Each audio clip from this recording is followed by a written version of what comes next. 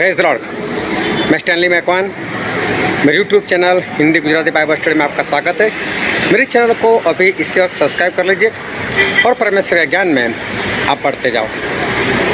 दाऊद वो गोलियत को क्यों मार सके, जबकि वहाँ पर बड़े बड़े पहलवान लोग थे। शाऊल ऐसे थे जो 1000 को एक साथ में मार सकते थे, फिर भी वो सब फेल क्यों हो गए। और वहाँ पर ये दाऊद जो छोटे बच्चे के समान थे, फिर भी सफलता कैसे प्राप्त की, क्यों वो उनको मार पाए, ये जानने के लिए इस वीडियो को पूरा देखो। जंगल का राजा तो सिंह को माना जाता है। वैसे उसमें ऐसा कुछ होता नहीं है, लेकिन फिर भी जंगल का राजा उसी को माना जाता है। लेकिन जंगल वालों ने एक बार देखा, सारे पशुओं ने, कि इंसान लोग चुनाव करते, इलेक्शन लड़ते और उसमें कोई प्राइम मिनिस्टर बनता है, कोई प्रेसिडेंट बनता है।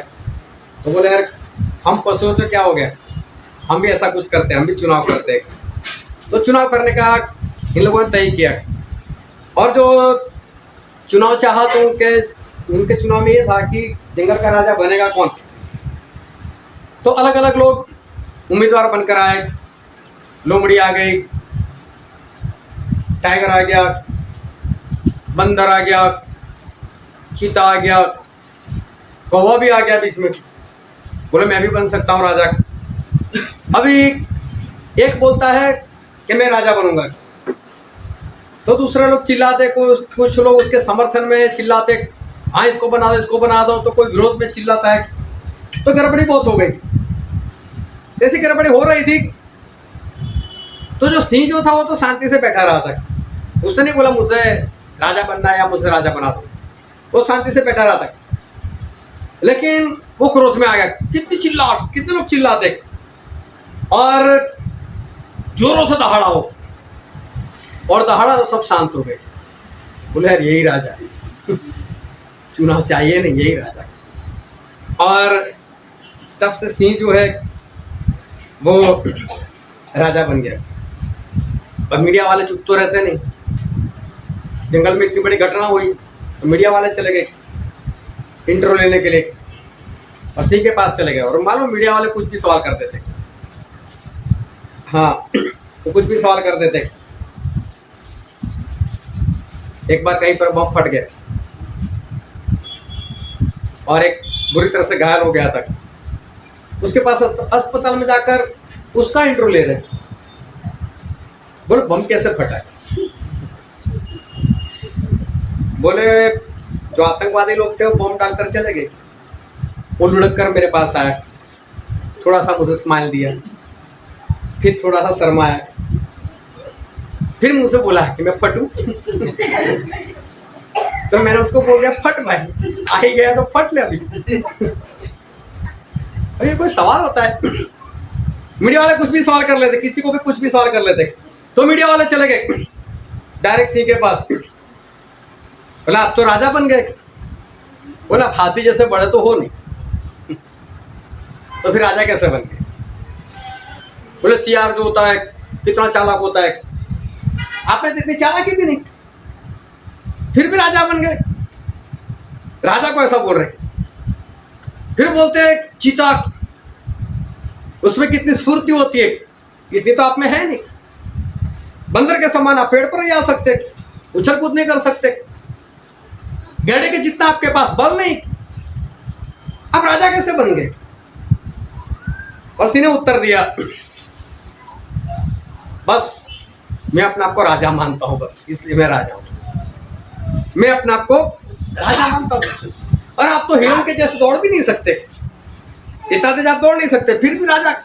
बोले हाँ मैं अपने आप को तो राजा समझता हूं, इसलिए बस मैं राजा हूं।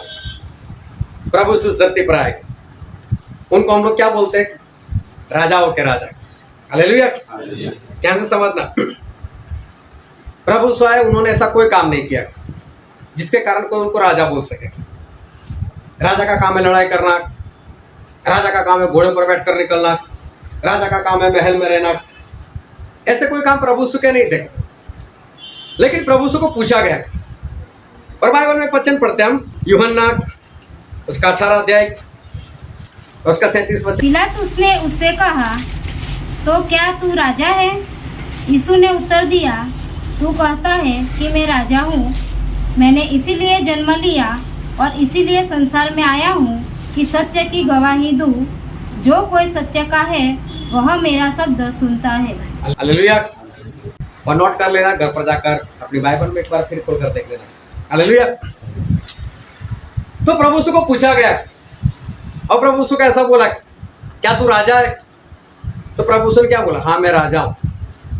अभी देखो कैसे हालत में, जबकि उनको दोषी ठहराया गया, जबकि उनको पकड़वा दिए गए, ऐसे में प्रभु से ऐसा बोलते हैं, हाँ मैं राजा हूं, मैं इसीलिए मैं पैदा हूं। जबकि प्रभु यीशु एक सुतार के घर पैदा हुए थे, चरनी में पैदा हुए थे, आम इंसान थे, लेकिन प्रभु यीशु ऐसा बोल रहे कि मैं राजा हूं और मैं इसलिए पैदा हुआ। एक बार ट्रेन में एक भाई सफर कर रहा था और ट्रेन में कई लोग होते हैं सफर करने वाले। तो एक भाई साहब सफर कर रहे थे, उनको भूख लगी होगी तो खाना खा रहे थे। और खाना कैसे खा रहे थे, उनके पास रोटी थी और रोटी के साथ एक छोटा सा डिब्बा था। तो रोटी तोड़ते हैं, डिब्बे में ऐसा जैसे सब्जी में हम डालते हैं ऐसे डालते हैं और निकाल कर खाते हैं।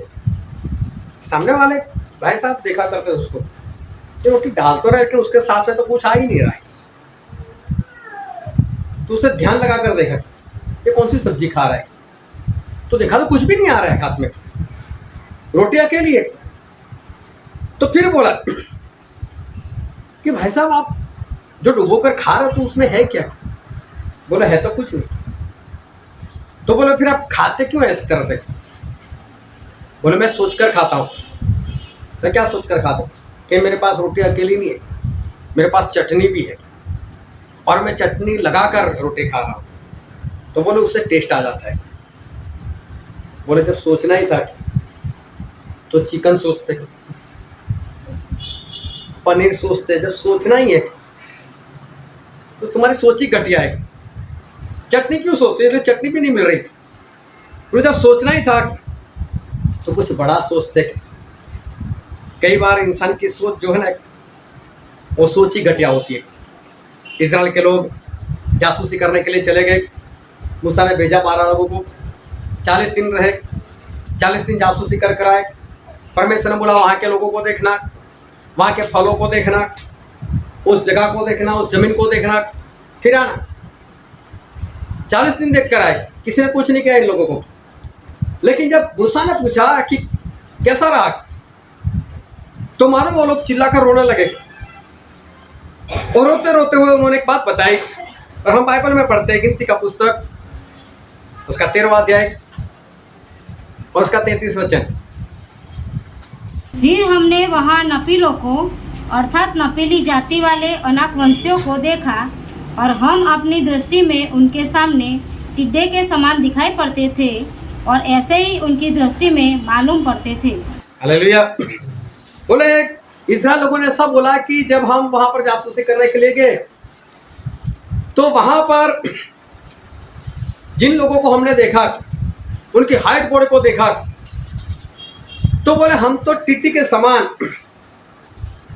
अपने आप को देखते थे कि हमारी औकात इनके सामने टिड्डी के समान है। देखो है इंसान 5.5-6 फुट के इंसान और अपने आप को क्या समझ रहे थे, टिड्डी, एक छोटा सा जंतु। इंसान जो है उसकी सोच घटिया होती है, अपने आप को मालूम नहीं क्या समझ कर रखता है। ये इस्राएल लोग अपने आप को टिड्डी समझने लगे, एक छोटा सा जंतु समझने लगे। गोलियत उस जमाने में 9 फीट से ज़्यादा उसकी हाइट, वो भी नपीले वंश का था, मतलब राक्षस पुत्र के समान था। वो हर रोज वो जोरों जोरों से बोला करता था कि इजराइल में है कोई जो मुझे मार सके, है कोई मेरे साथ लड़ सके, मेरे साथ आओ, लड़ने के लिए आओ। अगर उसने मुझे मार दिया तो मैं हार गया, मेरी प्रजा भी हार जाएगी, और मैंने उसको मार दिया तो तुम लोग हमारे गुलाम बन जाओगे। इस तरह से हर रोज बोलता था, लेकिन हर रोज इजराइल के लोग भागते रहते थे। और उसमें इजराइल का जो राजा था उसका नाम था शाऊल। और शाऊल इतना सामर्थ्य थे कि वो 1000 को एक साथ में मार सकते थे। अभी देखो ऐसा इंसान भी डर रहा है, गोलियत से डर रहा है, क्योंकि जो गोलियत को देख रहे हैं वो लोग, उसकी हाइट बॉडी को देख रहे हैं, तो उनको डर लगता है कि इसके सामने मैं तो कुछ भी नहीं, इसके सामने मैं तो कुछ भी नहीं। इसलिए वो लोग डर रहे हैं। गोलियत को देखकर उनको ये सोच आती है, इसको मार नहीं सकते, ये तो हमें आसानी से मार सकता है। किसी में इतनी हिम्मत नहीं आई, किसी में ताकत नहीं आई। लेकिन 40 दिन दाऊद वहां पर पहुंच गए, और दाऊद थे एक छोटे बच्चे। और जब दाऊद वहां पर पहुंचे और गोलियत ने एक बार फिर 40 दिन एक बार फिर बोला, है कोई लड़ने के लिए आए? तो दाऊद ने कैसे देखा मालूम है? अरे गोलियत इतना बड़ा, लेकिन इसको तो मैं मार सकता हूं, चाहे कितना भी बड़ा है, लेकिन मैं इसको मार सकता हूं। देखो सोच, पूरी सेना ये सोच रही है कि वो मुझे मार देगा, हम बहुत छोटे। लेकिन एक दाऊद वो ये सोचता है कि मैं इसको मार सकता हूं। हालेलुया। मालूम है आप लोग बीमार क्यों हो? मालूम आप कमजोर क्यों होते हो? आपको ऐसा लगता है मैं नहीं उठ सकता, तो आप नहीं उठ सकते। अगर आपको लगता है मैं नहीं चल सकता, तो आप नहीं चल सकते। आपको ऐसा लगता है मैं नहीं कर सकता, तो आप नहीं कर सकते। आप खुद अपने आप को छोटा बना रहे हो, आप खुद अपने बारे में गलत सोच रहे हो। जिस परमेश्वर ने सूरज को बनाया वो भी शब्द से, और देखो आज 6000 साल होने को आए, वो सूरज आज भी उतनी रोशनी देता है, उसकी रोशनी कम नहीं हुई। और इंसान क्या सोचता है, मैं 42 साल का हो गया ना, बेताला तो आना ही चाहिए, आंखें तो कमजोर होनी चाहिए अभी। वो खुद सोच लेता है, इसलिए उसकी आंखें क्या हो जाती है, कमजोर हो जाती है। वो क्या सोचता है, अभी तो मैं 40 का हो गया, और इसलिए मेरी आधी जिंदगी तो गई, और इसलिए वो सोचता है मेरे से नहीं हो सकता, तो उससे नहीं होता। आप अपने बारे में क्या सोचते हो? प्रभु यीशु को अपराधी बनाकर खड़े कर दिए गए थे, लेकिन वो बोल रहे मैं राजा हूं। उनके ऊपर गुनाह लगाया गया था, उनके ऊपर मृत्यु दंड की सजा हो चुकी थी, लेकिन यीशु मसीह क्या बोल रहे, मैं तो राजा हूं। क्या सोच रहे थे अपने बारे में? आपकी सोच अपने बारे में क्या है? आपकी सोच ही आपको बड़ा छोटा बना देती है। जैसा आप अपने बारे में सोचोगे मेरे से होगा तो आप कर सकते हो, और आप सोचोगे मेरे से नहीं होगा तो आप कुछ भी नहीं कर सकते। और इसलिए जब सोचना ही है तो अच्छा तो सोचो, बड़ा सोचो। जब सोच बड़ी आ जाएगी तब काम भी बड़ा कर सकोगे। हालेलुया।